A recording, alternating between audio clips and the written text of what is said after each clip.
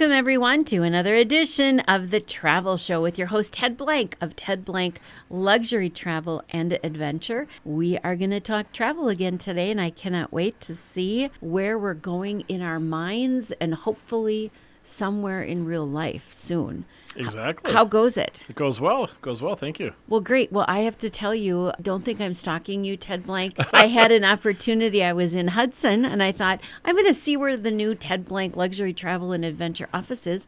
And I love it. It's right off Main Street on Locust. Yeah, it's on Locust. It's right by the ice cream shop. It totally is. It's really a great location. Yeah, and we're pretty happy there. You mentioned that you've already had some walk-ins, which is cool. Yeah, it's nice. It's nice. Yeah, it's a nice change. We were in a little more of an industrial spot, just kind of office space, and so it's nice to be in the heart of a community. And there's a vibrancy, I think, about being in a downtown area like that. Indeed, absolutely. Nice. Well, good. I'm glad things are going so well. I was in Hastings this weekend, so I got to see the vibrancy down there. So. Do tell. Yeah, no, it's amazing how the restaurants and everything is open and people are out and about, and the park has got stuff going on, and so it's that time of year. That time of the year, feels exactly. Good. It does. Yeah. Well, what are we going to talk about today? We're going to talk about butter. We're going to talk about Julia Child, and we're going to talk about wine. France, I think we're going to talk about France. I Good guess. You figured that out. The Julia Child It was the butter that gave it away. Right? Yeah, exactly. Yeah. Julia Child is one of my earliest memories of TV because she had a show, I think it was on PBS. It was on PBS, and my grandma, Grace, loved Julia Child. She loved everything about her, and she would copy recipes as quick as Julia Child would talk. She just got a kick out of her. She was really a pioneer in a lot of ways. For and a very sure. Very interesting biography. If you've had a chance to read the book or watch the movie, it's a very interesting Meryl Streep story. Movie, Very right? interesting story. She was a spy during the war. Yes. And then she was, one of the first women to really have her own TV show. She was one of the first women to get into the cooking school in France, the Cordon Bleu, and she really kind of popularized gourmet food and French cuisine. And, the Food Network today, all that stuff, I think, is kind of a reflection of her and what she brought For back. sure. Yeah.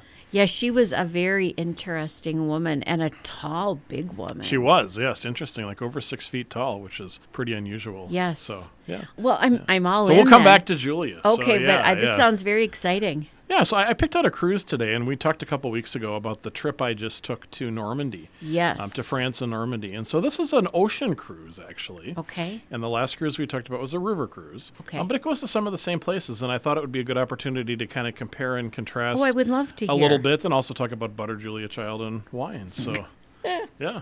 Yeah. So ocean cruises, I think we all have in our minds the perception of the big Caribbean floating resort type cruise ships. Yes. And this is not that. This is a coastal cruise, and it's on a cruise ship that carries about 700 passengers. So smaller. Smaller cruise ship, much smaller. So, those big ones you see on TV, the big ocean cruise ships, 3,000, 4,000, 5,000 people. So this is 700. River cruise ship, 200. So there's a difference there. But this is going to cover a little bit different terrain than you would cover on the river cruise and do it in a little bit of a different way. Let's hear. Yeah, so the cruise line that runs it is called Azamara Cruises, and they're one of those little hidden gem cruise lines that not a lot of people probably have heard about. They don't spend a lot of money on advertising. They have 4 identical ships, all the same size. Each carries about 700 passengers, and they really focus on the ports and the destinations. So you'll find their ships in Europe, in the summer, in Asia, South America, and one of the ways they distinguish themselves is that they have really extended calls in several of the different ports of call. So on this particular cruise, it actually starts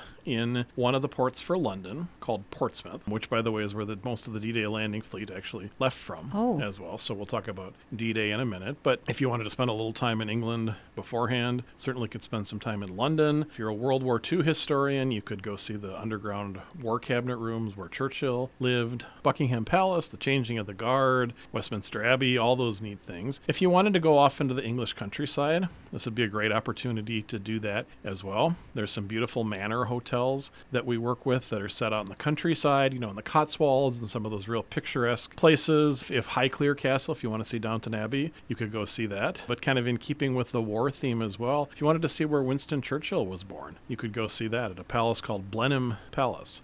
And his father was actually a duke, the Duke of Marlborough. So he's a fascinating story. And so we're going to talk about the Normandy landing beaches in a minute, but you could really get some nice time learning more about Winston Churchill, who's a very fascinating character. But the cruise, it's a 10-night cruise. It runs from September 6th through the 15th in 2025, and it's a 10-day cruise. And it hits actually only 6 ports of call. So you'll start out in Portsmouth, then you'll make your way across the English Channel, and you'll actually head up the Seine River to the city of Rouen. And Rouen is quite a ways inland. It's actually as far as ocean-going ships can go. And because this is a small ship, because it only carries 700 passengers, it can go where those large ships couldn't go. So it would actually dock very near where we docked on the river cruise ship. But the ship's actually going to spend 3 days moored in Rouen. And you have a lot of options while you're there. I would definitely recommend seeing a little bit of the city of Rouen. That's where butter comes into this little story. Oh. The cathedral in the center of Rouen is called Notre Dame. Like all cathedrals in France, they're called Notre Dame, say, Our Lady of. But it has 2 towers on it, and they're asymmetrical, so they're different than what you'd see in Paris. And one of the towers is called the Butter Tower. For real? Yes, it is. Now, there are 2 explanations for why Okay. it's called the Butter Tower, and I'm going to let you pick which one you think is Oh, boy. the correct one. Okay. One is because it's the color of butter. Okay. The stone is a limestone that's a very yellowish colored limestone, and if you look at a picture, you can see why it got the name. The other reason, possibly, is that if you gave money to the construction of the tower back in the 15th century, you got a dispensation and you were allowed to eat butter during Lent. It's probably both of those Probably things. both. So I'll let you choose which. I think it's which probably explanation. both. It probably is both. Interesting. Of those, yeah. And I might recommend during one of those nights when the ship is moored there, you could actually go and have dinner at the first restaurant in France where Julia Child ate. It's a very famous restaurant. It's called La Couronne, and it's right in the town square of Rouen. So neat opportunity to see this beautiful city. And then you still have 2 days when the ship is in port. And the intention is that you could go to Paris if you wanted How to far and is use the that? ship. It's about an hour and a half by car. Okay. Use the ship as kind of your floating hotel. So I would recommend on the first day you're there, go and see some of the main sites in Paris. And this could be done through an excursion on the cruise,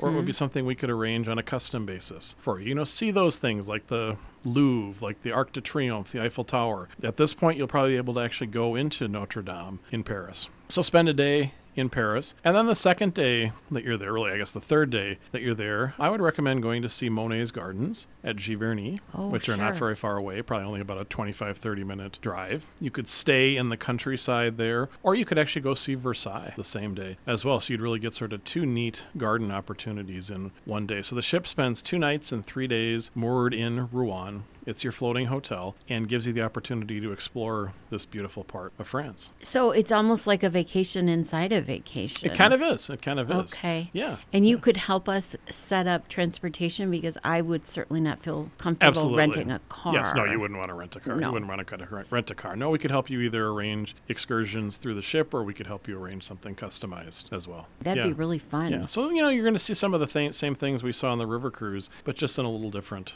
way. So then the ship turns around and heads back out to the ocean. So it goes down or out the Goes river up again? the river, turns around, and goes Okay. back out. Yep, it's pretty much reached about as far as it can go. And you'll spend a day with the ship moored in the port of Honfleur.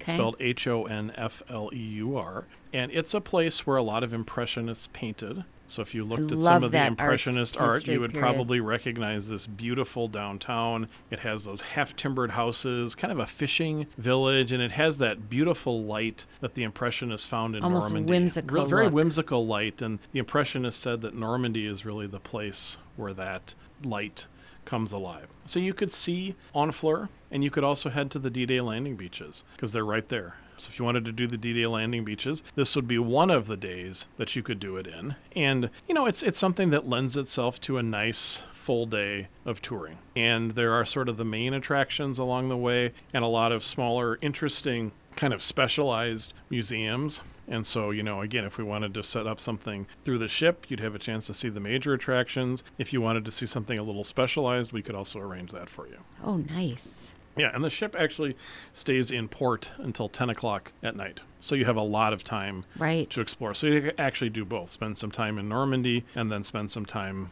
in Honfleur exploring the town. And then the ship kind of makes a left turn and starts to head along the coast of France. Okay. It'll stop in Cherbourg, which is a big port at the tip of the Normandy Peninsula. It was actually one of the last cities in Normandy to be liberated during D-Day because it was a big port, and so it was really reinforced and defended very heavily by the Germans. So the city itself was destroyed mostly during World War II, which is very sad. But it's the gateway to some beautiful countryside. You could could also go to the D-Day landing beaches from that direction as well. But a lot of people might enjoy exploring some of the orchards where they grow apples to make their famous apple brandy or their cider or their famous cheese, which is called Calvados cheese. So you have a nice full day spent in Cherbourg. And that was someplace we didn't go on our river cruise, so you didn't have that opportunity during the river cruise. And then you keep going to the city of St. Malo, which we've talked about before. It's a beautiful walled city. Most cruise ships can't go there. They're too big for the harbor there. So again, this is an advantage of that smaller ship. And certainly to spend a day in St. Malo is a beautiful thing to do. It's a beautiful harbor. It has some really interesting fortresses that were built during the time of Louis XIV that defend the harbor against invaders. And so you can actually go and take a tour and go out and see some of those fortresses or spend the day exploring the countryside. If you wanted to go to Mont Saint-Michel, that beautiful abbey, this is the place to do that as well. So you're really getting to see a lot of France on this cruise. And, I like to say, wait, there's more. The ship continues, and it goes to the city of Brest. And Brest is located at the very western tip of France in the province of Brittany. And it is a big port as well. It's actually the home of the French Navy, so it's a large naval base. There's a lot of interesting World War II stuff there. The Germans had their submarine base there for the what they called the Wolf Pack that was out there hunting for Allied shipping. But Brittany is a beautiful, beautiful, very rugged part of France. And it kind of reminds me a little bit of maybe like the North Shore of Lake Superior or Scotland or like the Atlantic coast of Maine or Nova Scotia. And just kind of getting out on the countryside there is kind of neat. And there's an interesting town not too far from Brest, and it's called Carnac. Carnac, of course, you and I know Carnac the Magnificent from the Johnny Carson days, but he was named after a city in Egypt. And this city is actually named after that city in Egypt because it's famous for a prehistoric stone carving area, kind of like Stonehenge. Really? And so there are a lot of what they call menhirs, which are stones that are just standing up in fields around this town of Karnak. And that's why they named it Karnak, because they thought, well, this must be like an ancient Egyptian thing. It's not Egyptian. And nobody really quite knows why these stones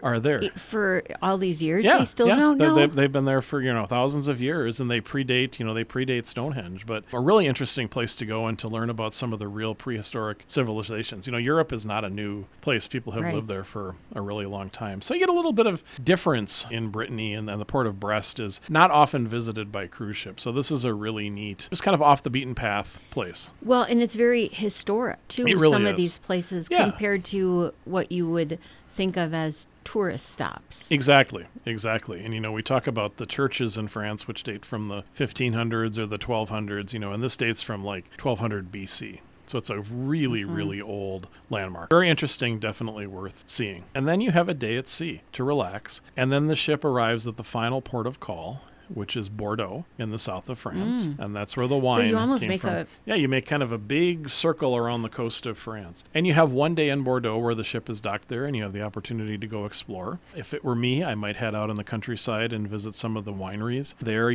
Bordeaux is really, really wine country. And so there is so much to see and do there. And the French wines are, very diverse. And so you can find a lot of different types of wine, different styles of wine in not a very big geographic area. So I might head out into the countryside there, visit some wineries. There's a really interesting museum of wine in Bordeaux that you can go to, and you can learn about both kind of the science and the art of wine. It's kind of interesting to learn a little bit about both and, understand why wine tastes the way it does, and, what is it about the soil that makes it like that, and what is it about the culture that produced the wine that there is there. So it's a very interesting museum, really, really well done. And then the cruise is over. Unfortunately, the next day you'll disembark, and you might want to go home directly from Bordeaux. Very easy. Bordeaux, Amsterdam, Minneapolis. Easy to get home. Okay. You might want to explore more of France. And Bordeaux is very well connected to the French rail network.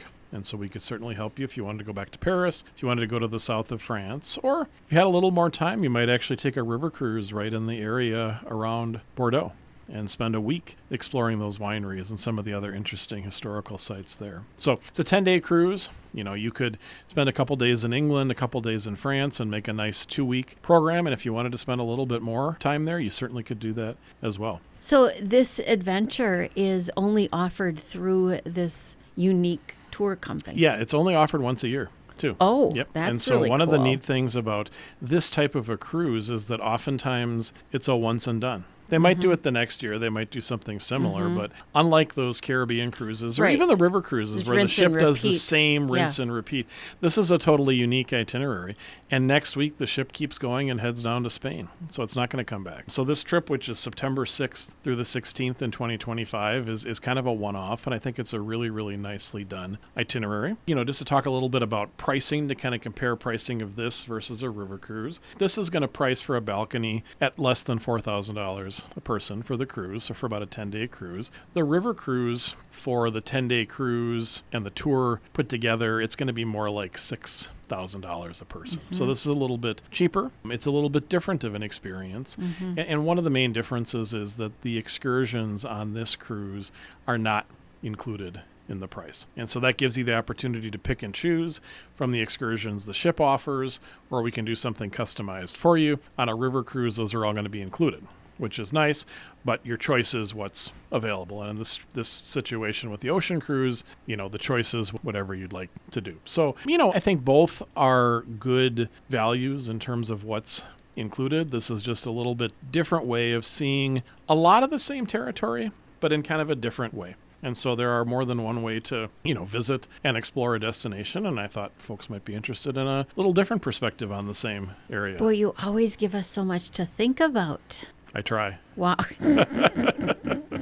Ted, if you want to help us whittle down our thoughts, how could we get a hold of you, please? Yeah, if you want to learn more about this specific cruise, we're happy to send you a brochure. You can just give me a call at 651-964-8245, or you can visit my website, Ted Blank Travel, and you can make an appointment right there online, and we can chat on the phone about different ways of exploring this same part of the world. So what is this cruise called again? It's actually just a French coastal cruise. It doesn't even have a name. French Coastal Cruise. Yep, Well, in September of 2025. Love it. Great to see you. Ted Blank, he is the host of The Travel Show, and he is also with Ted Blank Luxury Travel and Adventure.